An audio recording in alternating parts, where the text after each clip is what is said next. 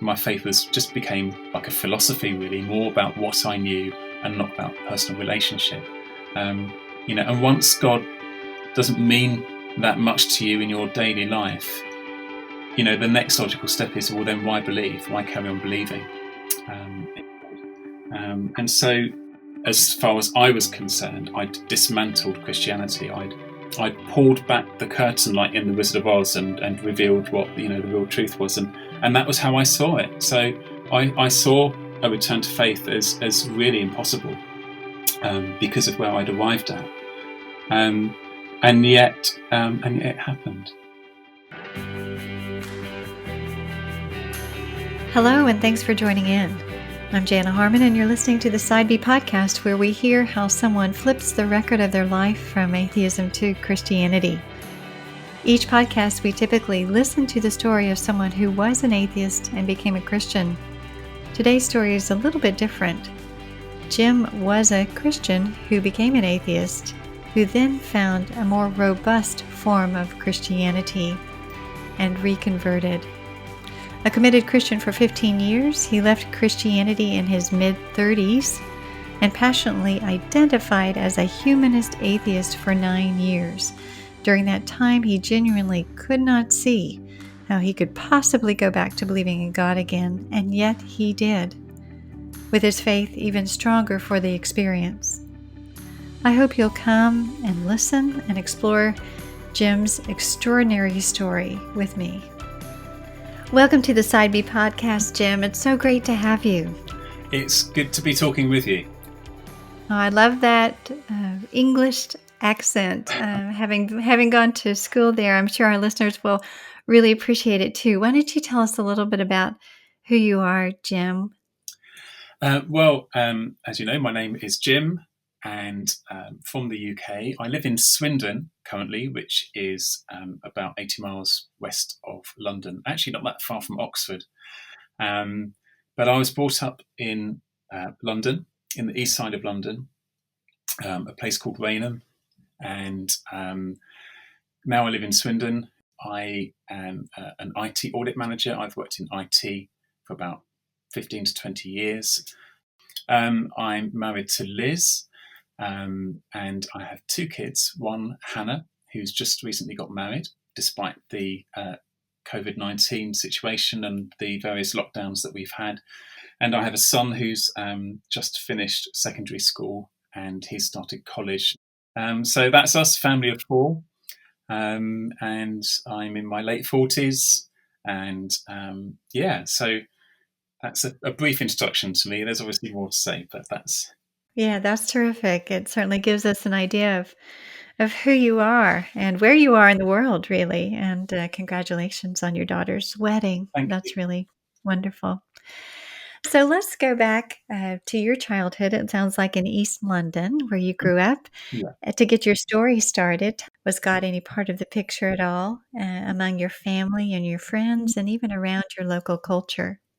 Well, I wasn't brought up a Christian, but I was fairly ambivalent towards faith and religion, I'd say generally. I would probably describe my upbringing as a very typical British upbringing, where when it comes to faith and in particular Christianity, my views about Christianity were formed mostly through the lens of kind of popular cultural influences and references like Christmas and the nativity plays. I think my idea of Jesus was formed mostly through a film called Jesus of Nazareth that starred an actor called Robert Powell, who was a classic blue-eyed, dark-haired, European-looking man depicting Jesus, who kind of wandered the hills of Palestine, sort of listfully floating around, making short sentence statements about different parables and perhaps not easily understood, who was just a nice man who was mistreated by Roman soldiers. And I think that's pretty much all I knew about Jesus. And my idea of religion was that it was just something that was there. I neither was against faith and religion or for it.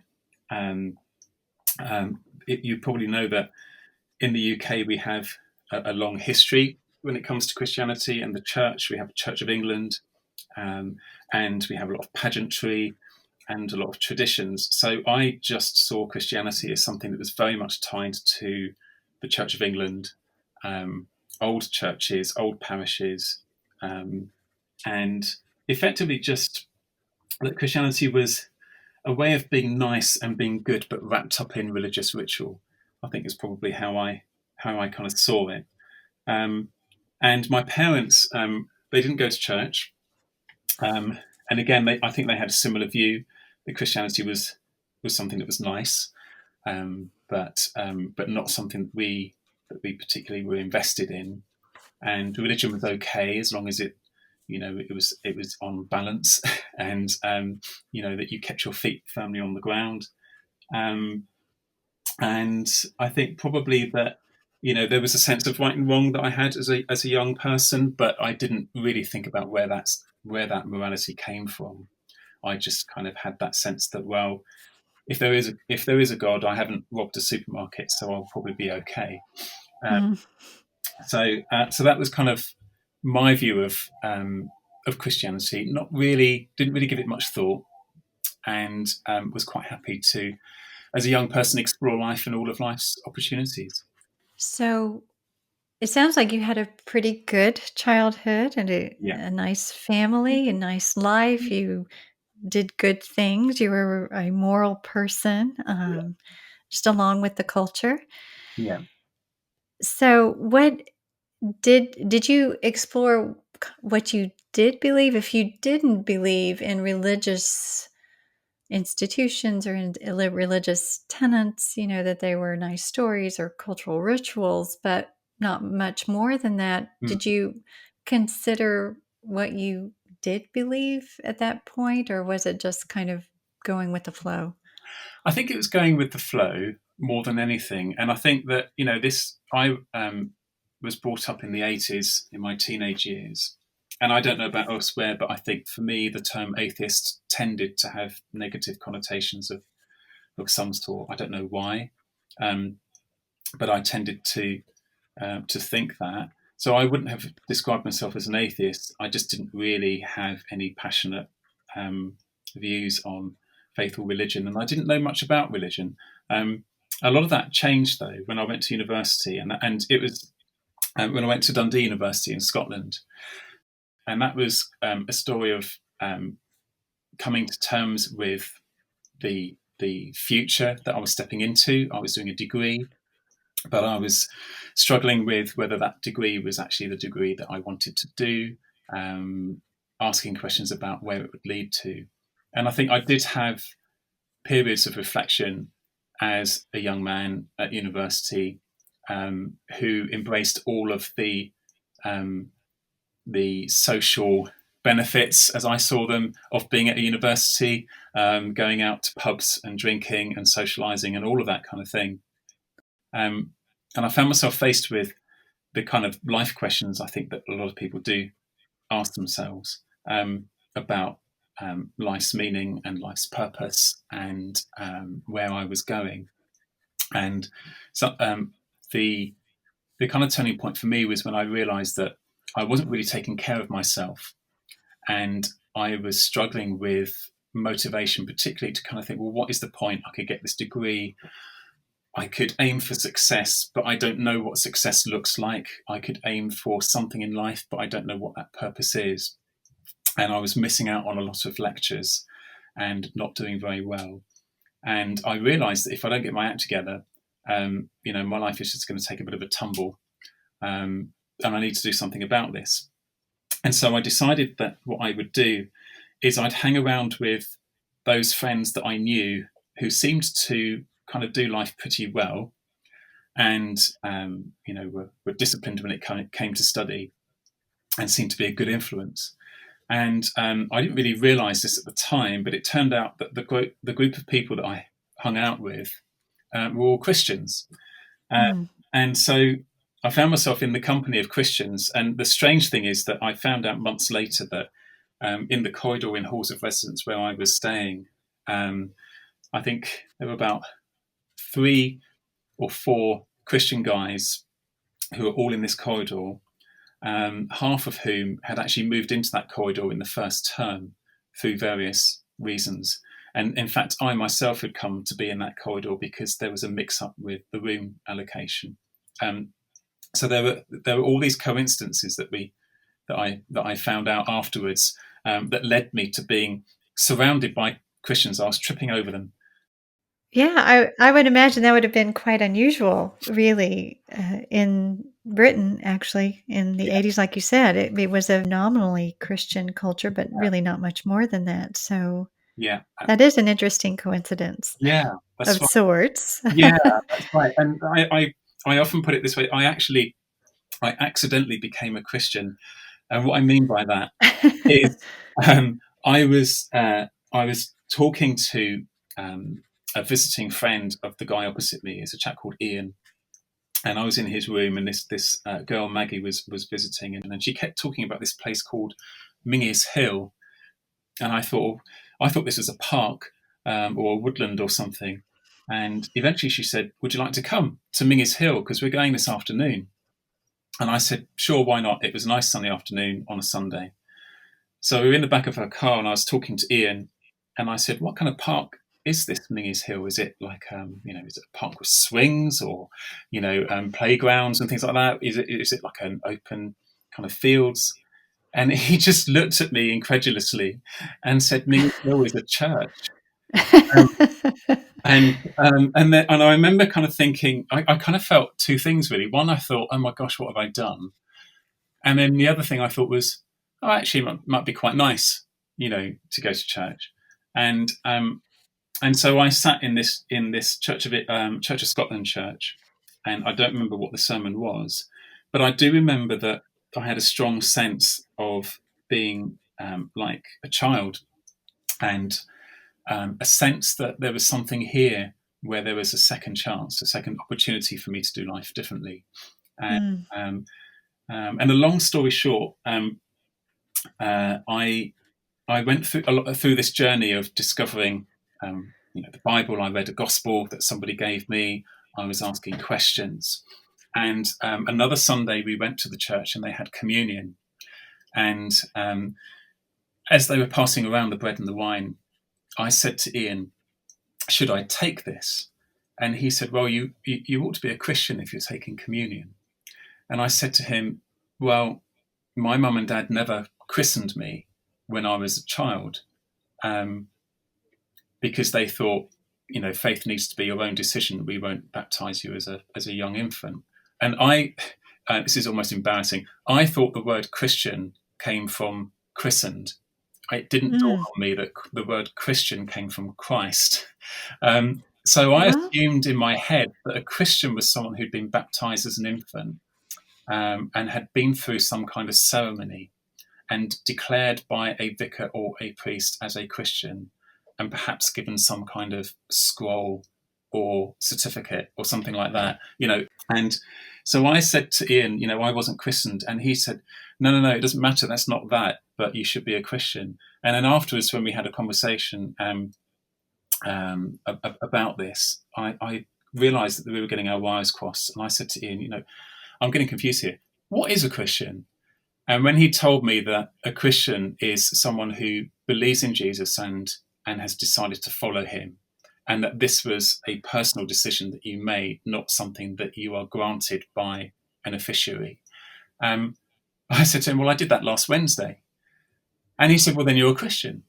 And this was news to me. And the reason why is because, it suddenly dawned on me that faith and religion can be quite different things. It's one thing to have faith in and to follow and be committed to the person of Jesus Christ. It's another thing to just adopt a religious framework and all yes, the kind of things and trappings that come with that.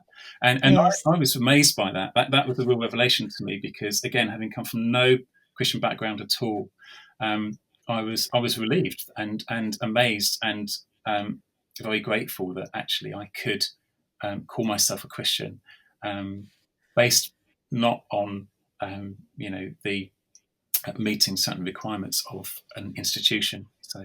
So So that was how I first became a Christian at the age of 19 at university in Scotland, in Dundee, and remained a Christian for 15 years.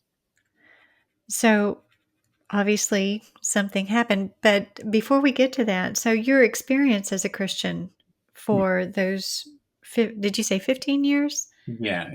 Yeah. How was your experience as a Christian before you decided that wasn't for you? So I was very committed, and I was part of a very strong Christian union at the university. Read my Bible, prayed, shared the gospel where I could on campus.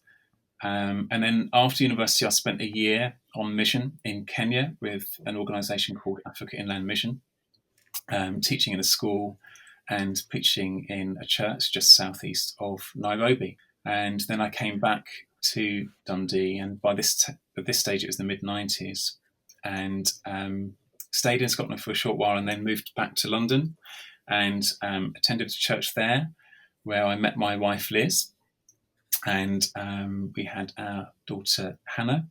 And so my faith continued, and I was certainly very committed. So, if people ask, well, were you really a Christian? Did you really give your life to God? Were you really committed? The answer to that is absolutely yes. I was a Christian. I understood the gospel. I'd responded to it, and I had committed my life to Christ and chose to follow him. I think what happened, though, is you don't just suddenly wake up one night and decide that you're going to throw all that away. It's a long story. Lots of different things happened, but I think that probably the way I would summarize it to begin with is that I started over years to lose the simplicity of the gospel. My faith, which was based on the person I knew, became more about what I knew and whether I was right about things. And so the relationship with God kind of took the backstage, and what was front and center stage was more whether I was right about different things. It was the gospel, plus I have to have this doctrine right, and I have to be right on this kind of nature of Christian walk and Christian living. And I think that sort of coupled with the kind of daily grind of life, trying to cut out a career, trying to cope with domestic life, and also I think when you go out into the outside world, I found that there were good people who were not Christians. I mean, calling them good in the sense of broadly speaking, the way one might use that term. But there were people who were getting on with life who didn't have faith.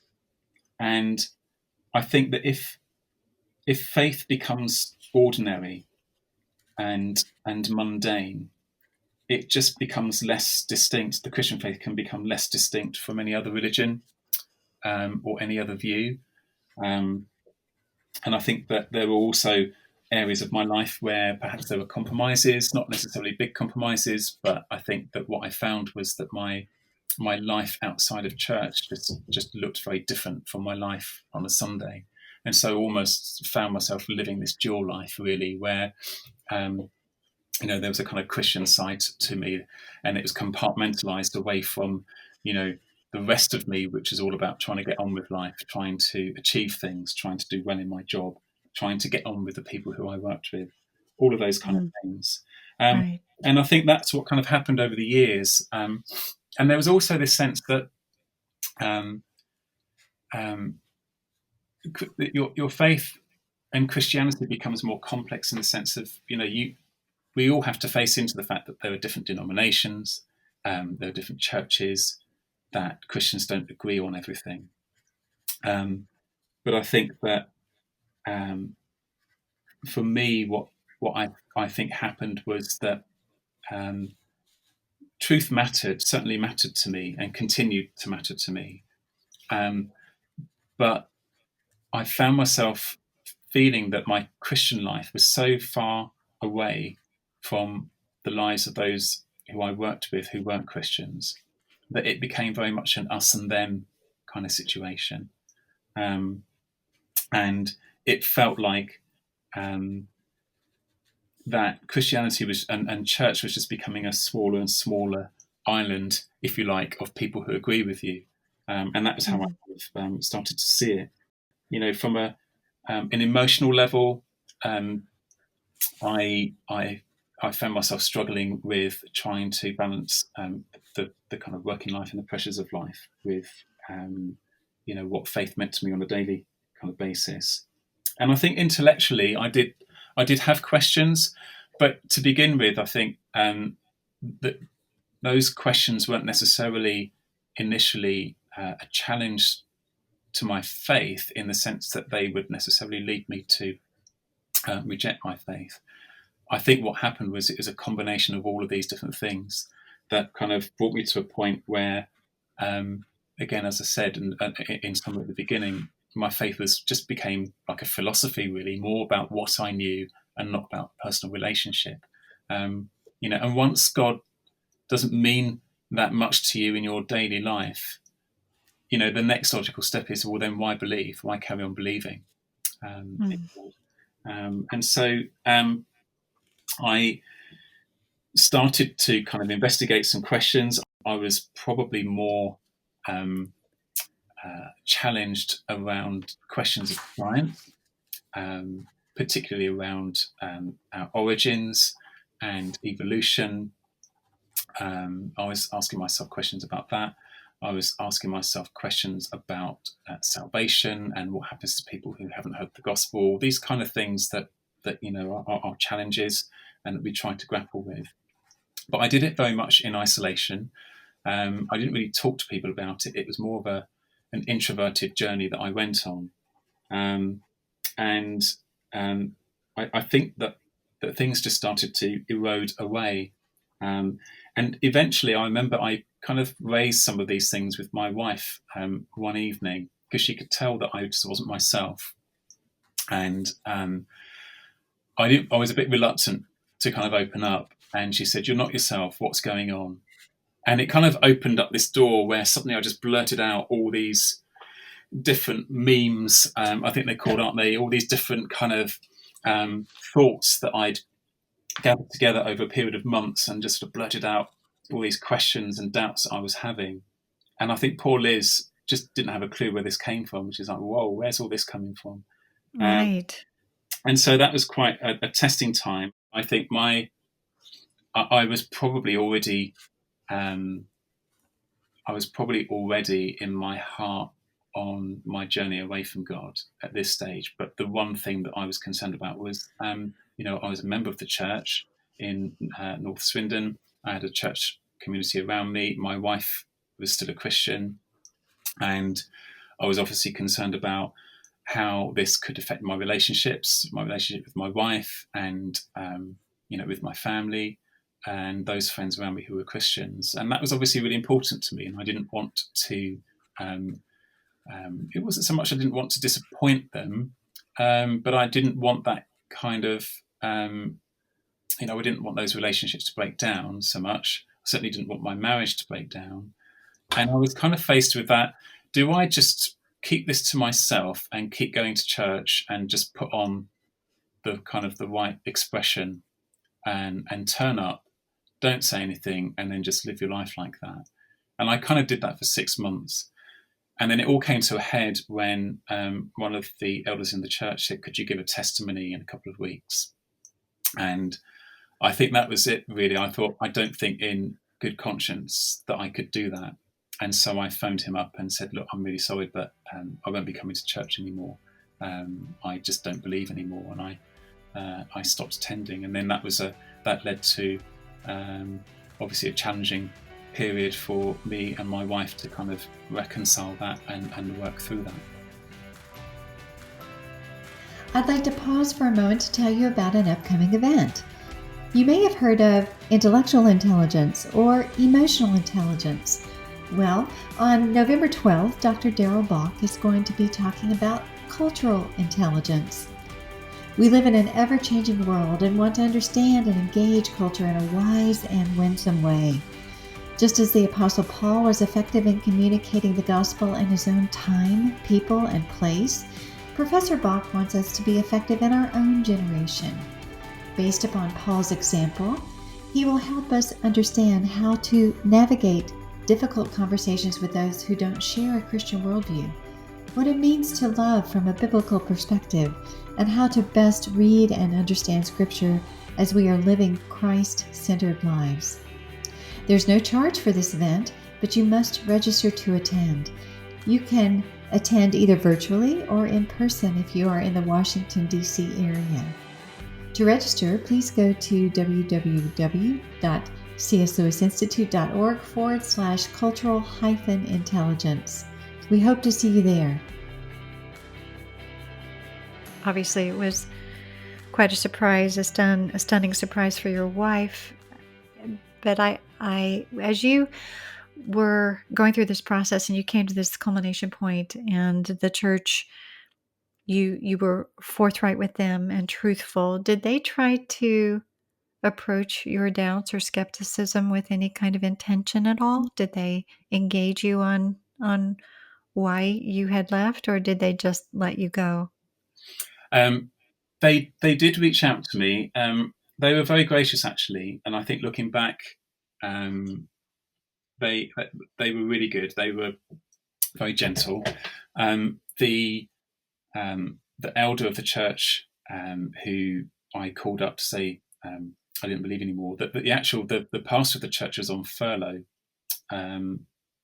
Sabbatical, not furlough. He was on sabbatical back in the US for a few months, and so it was one of the elders who was running things, and he met with me in a Starbucks coffee shop, and just said, can you just wanted to understand what's happened, and I talked to him about things like is the Bible really the Word of God?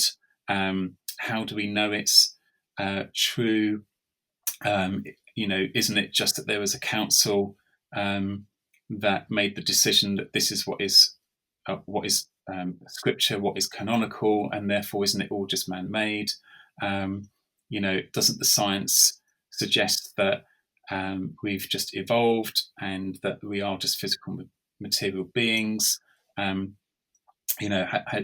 about kind of rational thinking and reason? Shouldn't we be prepared to question why we believe things, and all sorts of things that kind of came up? And I remember he responded and said, well, and this is a bit embarrassing, really. He said, I'm not very intellectual, and obviously you are, and you've got these questions, and I don't really have the answers to all of those, or I can't answer them sufficiently. And said, but I'm happy to kind of keep a dialogue with you. And I'm a bit embarrassed by that, in the sense that I don't see myself as very intellectual. I thought, well, actually, I don't know whether I hand on heart I could say that I'd fully investigated these things, or fully done my homework, or had given opportunity for engagement with somebody to say, look, I'm having these questions, I want to explore them. And I remember when the pastor returned from sabbatical in the US, and he'd found out anyway, because they called him on the phone and said, look, Jim's not attending church anymore. And he got in touch and said, hey, I'd love to meet you for a coffee. And by this point, my attitude at the time was very defensive. I think I kind of saw myself as, look, I've been a born-again Christian. I'm familiar with the inner workings of evangelical Christianity. You can't fool me. I know your tricks. I know you're just trying to bring me back in. And so I kind of had this very defensive, non-engaging position that I'd adopted, and thought, well, look, I will do the honour of meeting, with you and have a coffee. And he asked a few questions, and we had a bit of a discussion. And he certainly struck me as someone from his answers who had a lot more to say, and said there were really good answers to these questions. And a lot of what you said, I think, it isn't strictly true. And he said, I've been reading The God Delusion by Richard Dawkins, and, do you want to go through that? And I'd read The God Delusion. But I remember I just turned him down. I said, no, I'd rather just carry on with my life. And I remember he was really disappointed. I remember walking away from that meeting and the look of disappointment on his face because I wasn't prepared to engage. And I think, again, this is because, I know everyone's experience is different. And, some people would say that they don't feel the same way. But even in my atheism and my skepticism, while I was convinced that it was purely on intellectual grounds, there was definitely a heart decision to it as well. And I don't think I was fully honest with myself at the time, but I was already determined not to believe. And the kind of intellectual questions that I had, and the arguments that I felt that I'd formulated and that I'd heard, particularly online from the new atheists like Richard Dawkins and Christopher Hitchens, they were really just a means to substantiate the decision that I'd made to leave church, and to give me good grounds for it, and to feel that it was okay what I'd done, and that I'd done the right thing, and it was rational and reasonable and so on. But my wife carried on going to church, and I did attend the occasional lunch with some friends from church who were very careful not to bring up the topic of faith. And in some ways it was frustrating, because I remember I was kind of thinking, just you wait, first moment someone brings this up, then I can, let them have it. And tell them all the reasons why, don't you realize these things that you haven't thought of? You're just blindly following this faith. And I've seen the light, and I've now decided to use my head and reason and logic and all those kind of faculties that, that I have to make a decision on this. And you're just blindly following faith and carrying on. And of course it didn't come up. They just shared meals, and that was it. It was 9 years I was an atheist.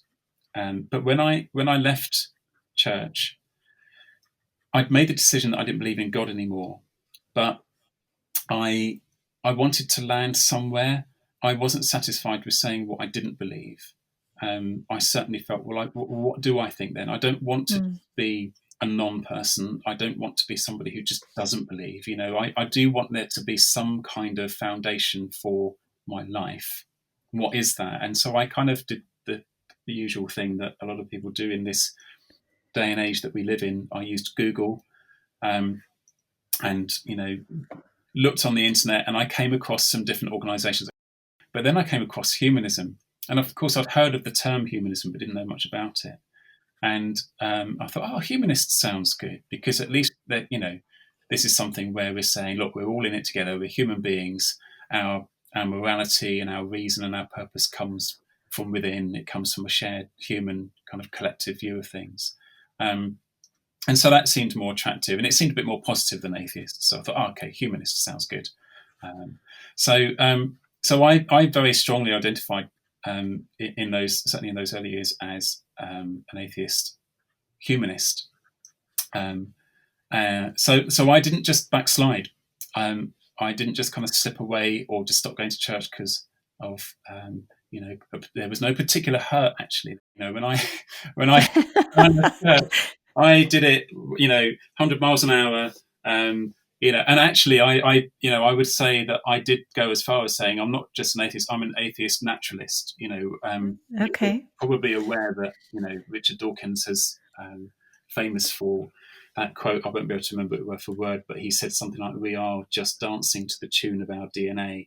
Right. And to the sound of the universe, and that this universe is not personable. It's just a cold universe. And, right. It's a very sobered perspective. Yeah. And I at the time, I appreciated that. I just thought, this is honest atheism. This is where atheism should logically lead you to. It should lead you to naturalism, because anything other than that is just a compromise. Right. There can't be anything other than just the natural. At the time, I certainly felt, at least he's honest about his atheism, that there is no hope, and and there is no purpose, and that was how I felt. That's a little bit interesting, or a little bit ironic even, for someone who early on was really searching for meaning, purpose, and, looking at their future Yeah. and desiring a worldview that actually provided substance towards that, or as compared to the naturalist who, as you said in Dawkins' quote, there is no real meaning or purpose. You're just dancing to the music of your DNA, right? Everything's determined. There's no free will. There's no real purpose, no good and evil. If you are that honest atheist, naturalist, Mm. did that not disturb you on any level? How did I feel? I guess I kind of satisfied myself that, well, if this is it, then this is it, and there are very intelligent people who believe this and accept it and yet still get on with their lives. And maybe the biggest challenge I've got is to find a way of continuing with life, carrying on with a purpose as if there is a purpose, even though philosophically I was at a position where I didn't feel that there was objective purpose or objective meaning. If we look at the world around us, we don't look at people who are constantly on a day-to-day basis struggling with existential, philosophical, problems about who they are and what their meaning in life is. Not to say that people don't think about these things, they do, but by and large, when you look at the world around you, you see people getting on with their lives. And I think I was kind of envious of those who'd never thought about God and never thought about theism or atheism before. They just ate and drank, had family time, and enjoyed life as much as they could. Yes, they had their struggles and tried to cope with them. And I kind of envied that, because I thought, well, the toothpaste is out of the tube now. I can't go back Yes. to a position of just it doesn't matter, because I knew that it did matter, and I can't just switch my mind off to it. So it was a bit of a struggle, but I think what I did was I just pushed certain things down beneath the surface and kind of wrapped myself up in this view that the most important thing for me is to be true to myself, which is true of anyone. To be honest about how I feel about things, and find a way to keep going with my marriage, find a way to keep living a fulfilling life, be the best dad that I can be the best husband that I can be. I certainly didn't want my marriage to suffer as a result or fail as a result. So there's something to work on, and keep going with my career, and find purpose in that, even if actually there isn't really anything, even if that is just an illusion, if you like, of the mind that says that there is a purpose, and it's just something that's just synaptic gaps firing away in your brain, and that's actually why you think that there is purpose and meaning to life. Even if that's true, just kind of carry on regardless. And so I think that, and it's interesting you bring this up, because I think there was this transition from a very passionate, I've stepped away from God and I'm really affirming myself as a skeptic, atheist, humanist. And I was very defensive about that. Hearing someone like Christopher Hitchens, who was, just so florid in his language, so fluid in the way that he could present his ideas, he was just really good to listen to. And I'd listened to Richard Dawkins. In fact, I met Richard Dawkins. I went to a book signing after a debate between Richard Dawkins and Professor Robert Winston. I remember queuing up, and I got to the desk, and there's Richard Dawkins in front of me, my hero at the time. And I said to him, I used to be a Christian and I'm not anymore. I remember he just looked at me, and there was this awkward silence for about 5 seconds. And then I just thought, what, I've got to say something. So I said, it's Jim. Could you just put to Jim and sign your name, please? And he did that and handed me the book, and I walked. And no words, nothing. No words at all. And it was just, it was bizarre. It was just really strange encounter. And I was really disappointed. I thought he'd be like dancing in his chair, thinking, right. He's got a convert away from Christianity to atheism, and would be. He just didn't say a word. It was really odd. But awkward, yes. this is kind of that first phase of skepticism for me, where I was like, I'd wrap myself up in these warmly affirming, you're right to be an atheist. Here's some really clever words and some clever arguments to kind of, Right. keep you in that position. And whenever your wife gets home from church and with the kids, you just remember that, you just get the latest newsletter from the British Humanist Association through the post and read that. And, and I would just do all these things. I wasn't a very, how can I put it? I wasn't very adversarial because, or combative, because again, I knew that my wife was going to church still. I didn't actually meet with humanists personally and join the group personally. I did all of this very much at a distance, Okay. just within myself, probably because I felt that actually that might be too much. It might just cause there to be too much conflict. And then, of course, rather selfishly, I thought, well, if all things go wrong, then it'd be me who gets the blame, you see. So I was a bit selfish, I'm sorry to say. But so a lot of this was kind of private thoughts and private readings. But then things changed a little bit because again, as we said before, I started to kind of move into this stage of I just want to get on with life, and I just want to kind of move forward. And so fast forward a few years, I found myself becoming, it wasn't so much that I wasn't convinced by the arguments anymore, but my experience was that it felt like a lot of the humanist narrative that I was exposed to in social media, in the different kind of literature that I'd receive, and so on, seems to be whatever the church is saying, we're opposed to it. Whatever religion says, we're opposed to it. And I kind of found myself becoming a bit tired of it. And particularly when there's that kind of famous message that Richard Dawkins gave, and he said, we just shouldn't debate people of faith. They're not worthy of debate. We should mock them. We should ridicule them. At the Reason Rally, I believe he said that. And yes. I just thought, but hang on a minute, these friends of mine who I met at university who were Christians, they were intelligent people. I knew of some who were far brighter than I was, far more academic, and they were Christians. And I just thought, and I know friends and family who are Christians, and I thought, I don't feel that way towards them. And I have to say, it's absolutely right to say, not every atheist or skeptic feels that way.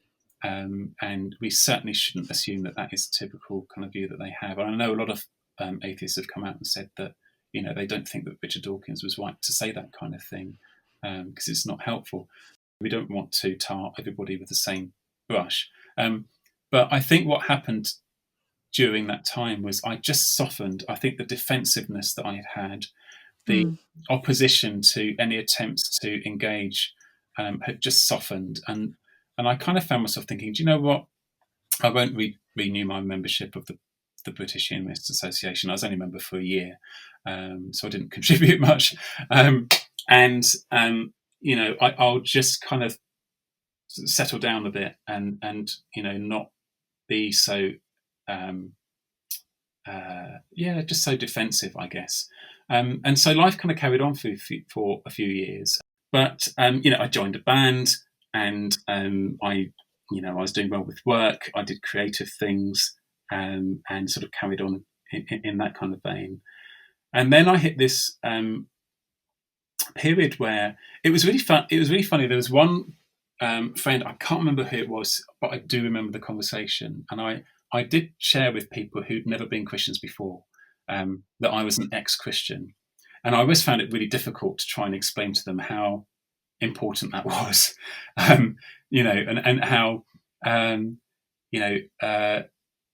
from their experience, having not been a Christian, they just kind of saw it as, oh, right, okay, so you don't believe anymore. Well, that's all right, isn't it? Everyone can just get on with their lives.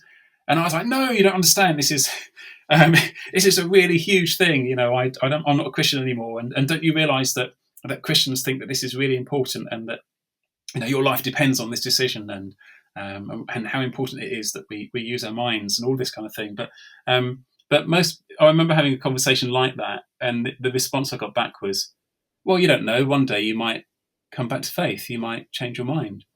And I said to Hmm. them, I can't honestly see how that would be possible, given that now as far as I was concerned, I'd dismantled Christianity. I'd pulled back the curtain like in The Wizard of Oz and revealed what the real truth was, and that was how I saw it. So I saw a return to faith as really impossible, because of where I'd arrived at, um, and yet it happened. And yet, so how did you make that turn? What happened that caused you to reconsider? A number of different things. Um, I think first of all, we had I had a question, or I had a conversation, I should say, with a friend of mine, and we were talking about our lives, and I just said, you know what, I've got a great job.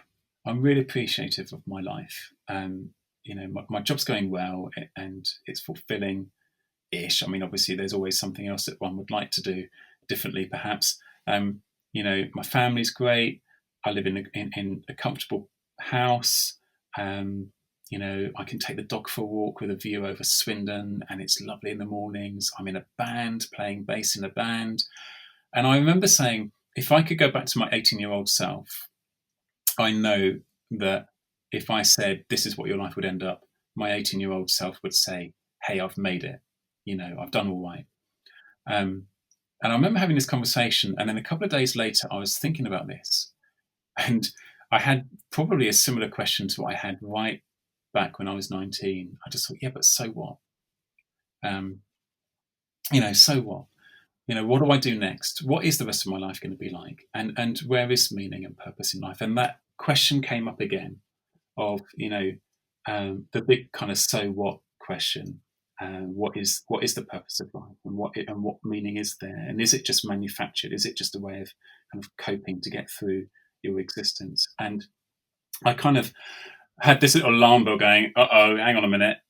Let's not go there. That's going to kind of lead me to God again. So I kind of brushed that under the carpet. And but then other things happened. I remember there was a time when I was sitting outside on a bench outside my house one summer's evening, and I was thinking about my career and my job. And again, I enjoyed it and I liked it, but I was also kind of thinking, I feel that I want to do something different.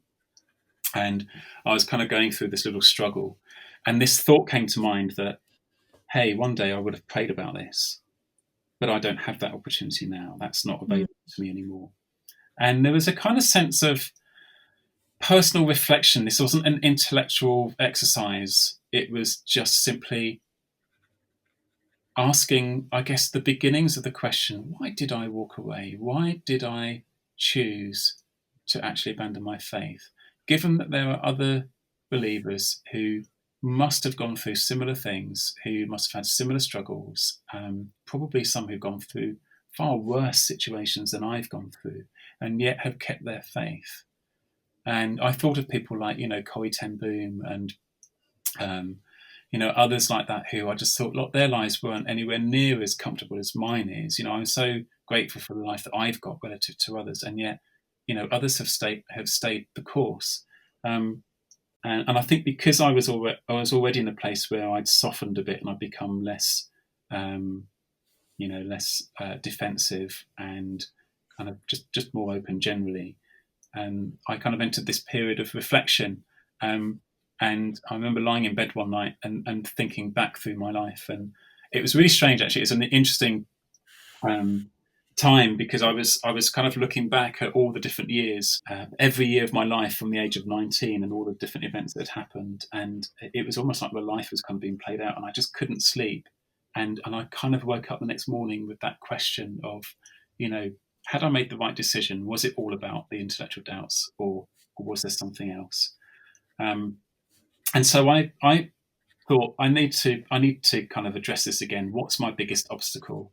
And I thought, okay, let's look at science. Let's see if there's anyone who said something about this in response to the kind of new atheist monologue that's come out of people like Dawkins and Hitchens and so on. And I don't remember how I found it. I did a search on my Kindle to look for a good book to read. I just thought, I want to read something that's by somebody who's at a university that is a reputable university and not a Christian institute. So I kind of did this search, and I came across this book called, I think it's called Gunning for God, by a man called John Lennox, who is a professor of mathematics at Oxford University. And I thought, Oxford, that will do. And it was, I think the subtext to that was something like why the new atheists are missing the mark or something like that. And so I read that, and I started to read,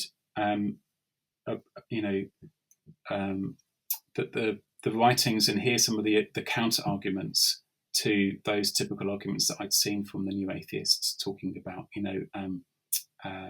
whether religion was the root of all evil, whether it was a poison, as Christopher Hitchens called it, whether Jesus really did rise from the dead and what the evidence of that is. And I also kind of read other books by John Lennox as well, in a short period of time. And I did all this secretly without my wife knowing, because, again, I think just being that introverted thinker, I just thought, well, this is my own little journey. I'll just think about these things. And then I think what challenged me was I was confronted with the realization that I'd probably put obstacles in the way of faith that weren't really legitimate obstacles, that were, were kind of false obstacles and barriers to continuing believing. And the big thing for me was about evolution and, what our origins are.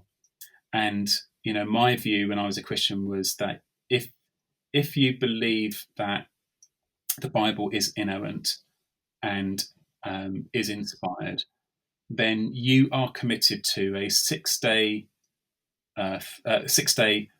creation event and a 6,000-year-old Earth.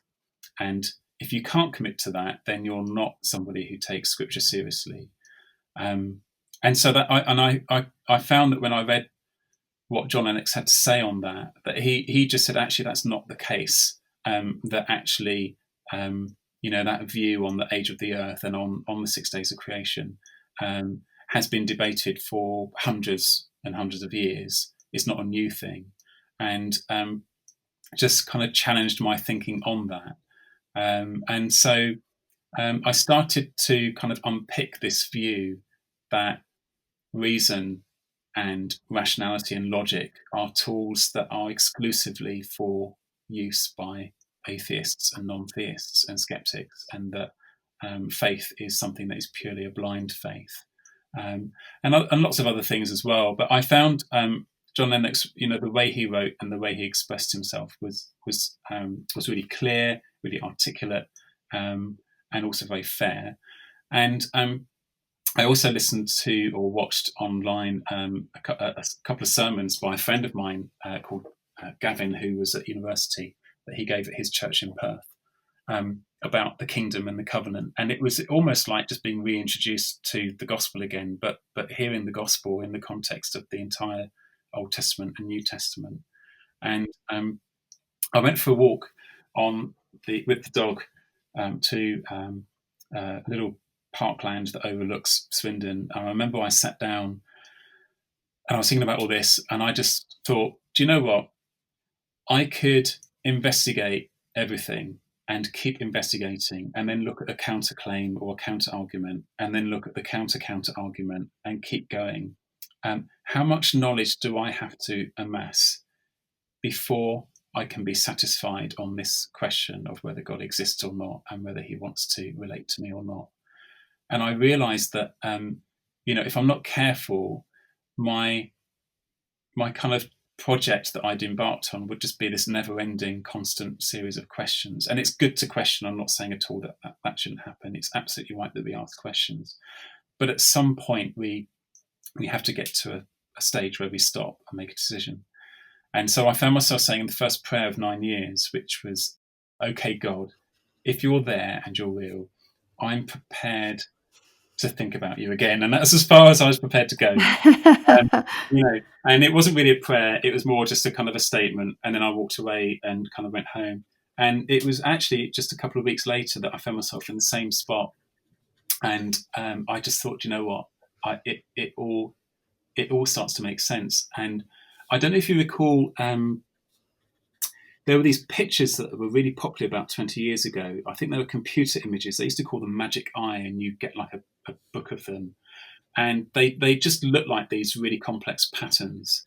But if you were to kind of look at them carefully, there should be like a 3D, you should see a 3D kind of image Yes. by staring at them. And I can only liken it to this, that what I realized that I needed to do was not focus on the individual patterns, not focus on every single individual question, but to kind of just step back, take time, reflect, and look at, the big picture. And when I did that, it just felt to me like there was a coherent message behind all of these kind of questions that I had, and all of the answers that I felt were there. And what I mean by that is that the thing that made most sense of what I observed in the world around me and what my experience of life was, the thing that made most sense about that was that there was a God, that he does exist, that we are created beings, that we are immaterial minds and not just physical brains, that the universe hasn't existed for eternity and didn't just pop into existence by magic, but had a beginning, and that there is a meaning to life that has been given to us externally by a God who has given life meaning in the first place and given us meaning. And so I then found myself thinking about Psalm 139, which came to mind. I think there's a part, isn't it, where it says, my thoughts, or you perceive my thoughts from afar. And I was just reflecting on how that psalm talks about, God knowing our minds and knowing our thoughts. And I thought, God knows the questions that I've got, and he understands them. He knows why I made the decisions that I made. And in that kind of process of reflection, I just prayed the prayer and just said, God, I'm yours again. I'm back, and recommitted my life to him. I'd like to take a moment to let you know that the C.S. Lewis Institute has a wealth of resources available to you to encourage discipleship in the legacy of C.S. Lewis, deepening, strengthening, and living out your faith through your mind, heart, and hands. This month, the C.S. Lewis Institute is highlighting resources that help and encourage you to share your faith with those who don't know Christ. On their website, you'll find articles, videos, podcasts, study courses, and recommended readings. To find all of these helpful materials, please go to www.cslewisinstitute.org/sharing your faith. Now back to our story. Wow, that's an amazing story, and you speak of the process, the journey, in such eloquent terms, and I'm very struck by your self-awareness of the different aspects of your journey, whether it be intellectual or existential, your awareness of your openness or resistance, perhaps the way that you describe yourself as an intellectual or an introverted thinker, I think you said. Yeah. You are very thoughtful, and we are the grateful recipients of that thought process, because you've made it so clear. Some of your story reminds me a little bit of the way Esther Meeks describes what she calls knowing God in her book called Longing to Know, and that she describes that same thing as the 3D picture that it is there to see, but you have to have the intention and the willingness to reflect, to see it. Yeah. So in the same way in which you sat back, you thought, you studied, you listened, you reflected, and then the picture came into being. It made sense. You were able to see all of these things coming together, like you say, the world around you and the experience of your own life, that the Yeah, Christian worldview is like you say, coherent, it's comprehensive. It seems to connect with what we experience in reality. And yeah. what a beautiful story you Thank have. I do have a question. Um, what was, you know, a couple of things with regard to your wife. One is that you resisted the um, the mocking, the ridicule of the Christian. And I wonder if some of that had to do with the fact that you knew Christians personally. Yeah. Like, it's easy to have an us them mentality. It's easy to dehumanize or degrade the other. Mm. But when you're actually married to someone who calls himself a Christian, when you have friends, like Yeah. you said, that are intellectual, that are loving, that Mm. actually belong to you, I think that it's that's not an easy uh, that's not an easy determination in terms of I'll just ridicule and mock and dismiss. You can't just do that because you experientially know Yeah. differently. And so I wondered if you could speak to that as well as, and I also wondered with regard to your wife, Mm.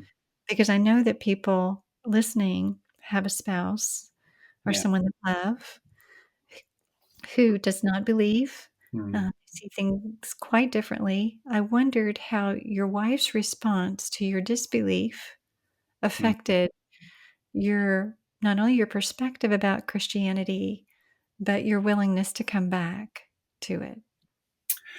Yeah.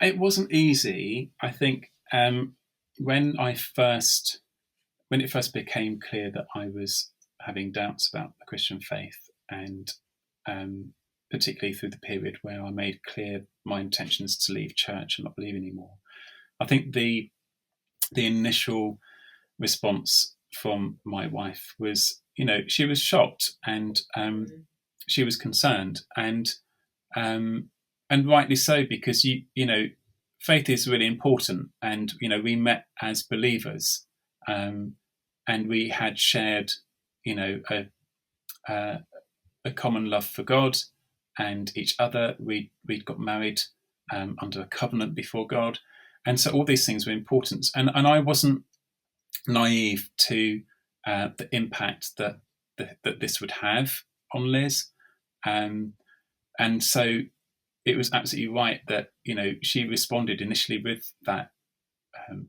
shock, and that concern, and what does this mean for us? What does this mean for our marriage? Um, and I tried to assure her that, look, this, we will find a way to carry on, and we will just have to kind of get through things. I think probably the biggest challenge um, for Liz, and the thing that she struggled with most, was just kind of knowing how to respond around me. Knowing how to not push too hard. She certainly didn't want to stop going to church herself, and she didn't want to stop taking the children to church. And we agreed fairly early on. I think actually she was quite she was quite firm on that. She said, this is your journey, but I don't want this to result in the kids not going to church. And I said, Mm. that's fine. And I think I probably, if I'm honest, I said that's fine. And then, behind the scenes whispered, "Don't worry, I'll get them somehow." Um, you know, they'll hear what I have to say on this by some other kind of gratuitous route. Um, but so I think that was the initial response to that, and it was difficult. We had to kind of work things out, and there were difficult conversations. There were awkward moments. I think I probably said some things that were just a bit insensitive, really. That was just me blurting out, um, you know, kind of different um, new feelings, thoughts that I'd had about the Christian faith. Um, so we kind of had to wrestle with that and work it out. But I think underneath that, what mattered was, she was definitely determined to keep her marriage intact, and so was I. And I had no doubt that Liz wanted me to believe again, of course, and that the people in the church would want me to believe again. But we after a couple of years, things just kind of settled down. I think from Liz's point of view, I know she was praying for me, and I know that she prayed, Lord, may it only go so far. and no more, because part of the, and I guess this is something that perhaps Christians do wrestle with, is if you don't have an objective morality, then where's that going to lead you? Where does the buck stop? Where do you get your boundaries from?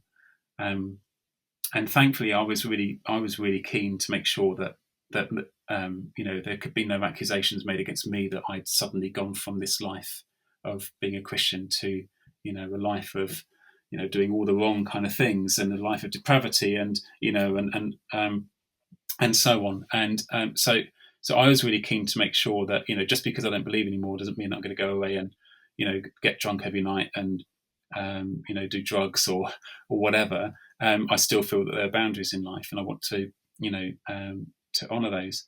And I think once we kind of had that period of time where we both got that assurance that our marriage could keep going, and that we could still relate to each other, albeit with this change in belief that I'd had, we just kind of got settled into normal life. And but I think it has to be said. I know Liz would say to someone who has a spouse who doesn't believe, is to not to be gentle, to not push too hard, and to keep praying. I remember Liz, actually this is the year leading up to me coming back to faith. Liz invited me. She'd gone to a new church by this stage that I wasn't familiar with, and she said, "Oh, we're having a picnic on a Sunday afternoon. Would you like to come? You don't have to. It would just be really nice if you could be there because it's a nice sunny day." And I said yes. And I said yes because I was not in that stage of being really defensive. So I thought, okay, why not? And it was just a picnic. There was another Sunday afternoon where there was a barbecue at someone's house, and I came along. And if I heard a conversation where people got onto the God stuff, I'd walk away and mingle somewhere else. But I remember having a conversation with somebody about music for quite a long time, and it was a really lovely conversation. And so, that I think that kind of epitomizes where I was at. Was what, I'm prepared to just meet with people, and that really helped. I think just being able to connect with people, and I think that helped Liz as well to kind of see that I was willing to do that. So yeah. I think that'll be very helpful. Jim, as we're winding up here, can you speak to the curious skeptic who might be reflecting a bit, perhaps, or curious, or just about their own beliefs, perhaps thinking about the meaning and purpose in their own life, or wherever it is they are, or perhaps thinking that there is no intellectual substance to Christianity? There's a lot of things that you can speak to. What would you tell someone like that who might be listening?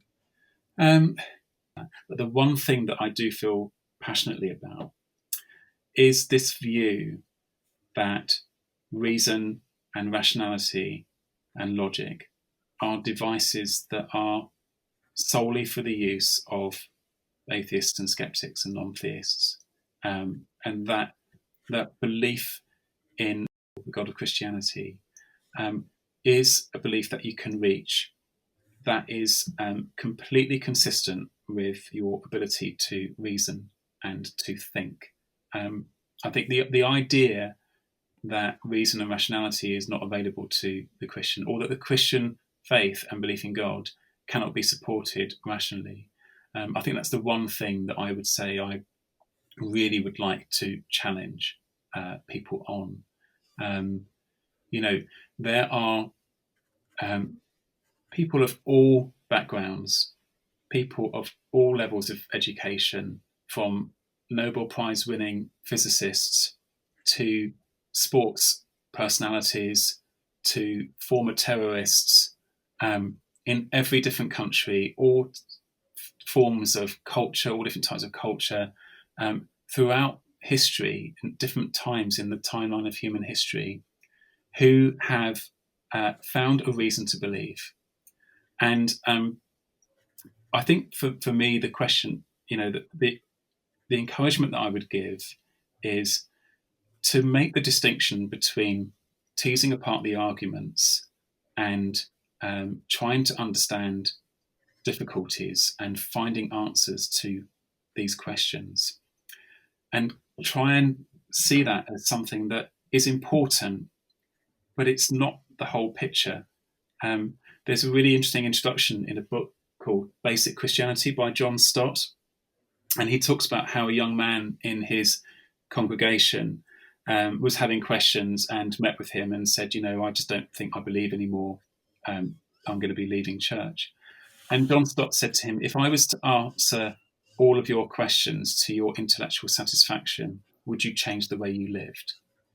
And the look on the young man's face said that he wouldn't. And so it kind of begs the question, so is it just about intellectual thinking, or is there something else? John Stott said that this man's problem wasn't intellectual, it was moral. But if it's with your heart that you believed, is it not also the case it's with your heart that you don't believe? And I think that's the thing that I would sort of put out there is, take yourself away from all of the noise of the debates for a moment.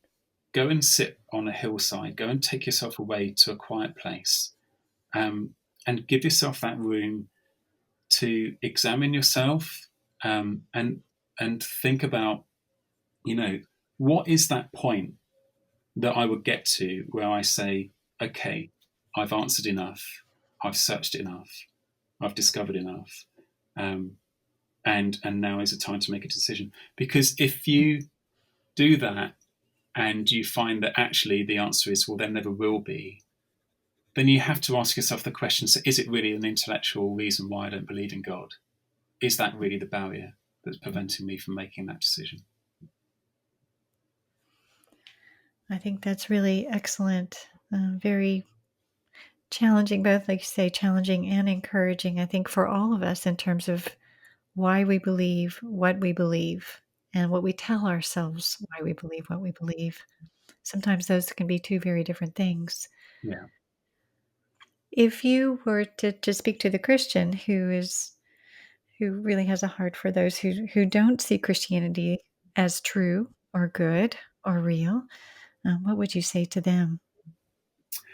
I would say, don't put up artificial barriers to someone coming to meet and be a disciple of Christ.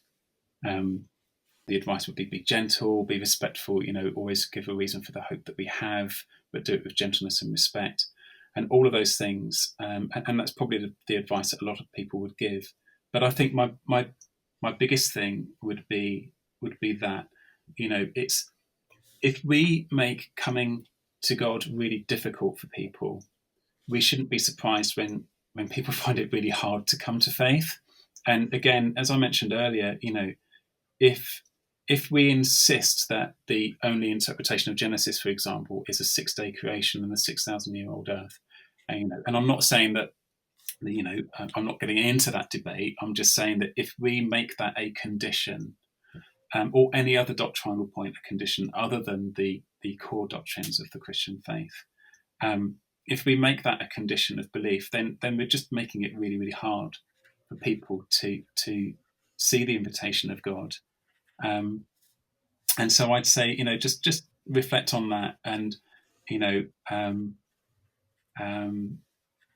pray for people. A lot of people were praying for me all the way through, but I mentioned that I spent a year in Kenya after university, and I spent a year there with a chap called Philip, who was from a similar place in London where I lived, and we got to know each other throughout that year and became really good friends. He went on to do mission work in Tanzania, and after I left faith, I'd just lost touch with him. So I'd not spoken to him for about 10 years when at the point that I came back to faith. I didn't know that he knew that I'd fallen away. So I kind of reconnected with him on Facebook, got his email address, and I sent him an email, and I told him my story. I said, look, I'm really, I hope you're sitting down, but 9 years ago, I abandoned my faith and became an atheist. And, but recently I came back to faith. And he was studying in the US, British. He got his doctorate in New Testament studies. He was supervised by someone called Craig Keener. I don't know if you know Yes. Keener. Oh, yes. And so Philip was studying for his PhD. And he's a really great guy, very faithful, very British. He's described himself as so British that even British people think he's British. And not one to exaggerate, but he emailed me back and he said, Jim, I was really thrilled to hear from you. By the way, I actually knew that you'd fallen away because word had got around the grapevine. And I was really shocked back then, especially given your experience of being a Christian and all the reasons why you were a Christian. And I prayed for you. But over the years, apathy set in and I forgot and time moved on. And then he said, until recently, a few months ago, you were in a dream. And after this, I had this dream, and it wasn't a very specific dream, but you were in it. And I woke up with a strong sense to pray for you every day, which I did at least every day, if not every week from that time on.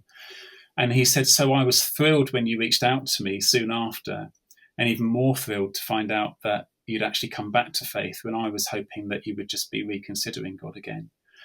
And this just knocked me for six, because I just thought that moment that he'd had that dream, the moment that he'd had that conviction to pray for me, thousands of miles away, with 10 years of silence, that very moment that he decided to pray for me was the moment that I started to consider God again. And so the message is that just don't forget that this isn't just a physical kind of thing that's happening here. That this is spiritual, and prayer is important. Keep praying for people, and and don't give up hope. I know, again, that's not to suggest that it was only Philip's prayer, of course, because I know a lot of people were praying for me, and I really appreciate that. But I just found it remarkable that I really felt that that prompting to pray at that time was specifically the right thing for that time as I was going through that journey of rediscovering God. That's extraordinary. And it is truly a word for all of us. How I think, as you spoke of earlier in your story, there's a sense in which Christianity can become too ordinary for us as Christians. And it can become less and lesser and less related to our daily lives. Yeah. But you are a vivid reminder that is it's really not a good thing for many different reasons. First of all, just the fact that those who really appreciate that that the Christian life is extraordinary and it is supernatural, and that there is a God who oversees and superintends and engages in, as you said at the very beginning, in your journeying to God for the first time, he's a person. Yeah. He's a person whom we can know, a person who knows us and loves us infinitely. And so much so that he listens to the prayers of his people, Yeah. and that lives are changed. And Yeah. there's what a beautiful portrait that you have painted of your life, both towards God, away from God, and then even more robustly towards this beautiful and full relationship with God that is not only intellectual but existential, and makes sense of your life, and makes sense of all of reality even. So thank you for spending the time. I think it was well worth spending this time to hear your entire story. So thank you, Jim, so much for coming on board. You're welcome. It's a pleasure to speak with you, and just thanks for the opportunity to share my story. You're so welcome, Jim. Thanks for tuning into the Side B podcast to hear Jim's story. You can find out more about the resources he mentioned in the episode notes listed on the podcast page. For questions and feedback about this episode, you can reach me by email at thesidebpodcast@cslewisinstitute.org.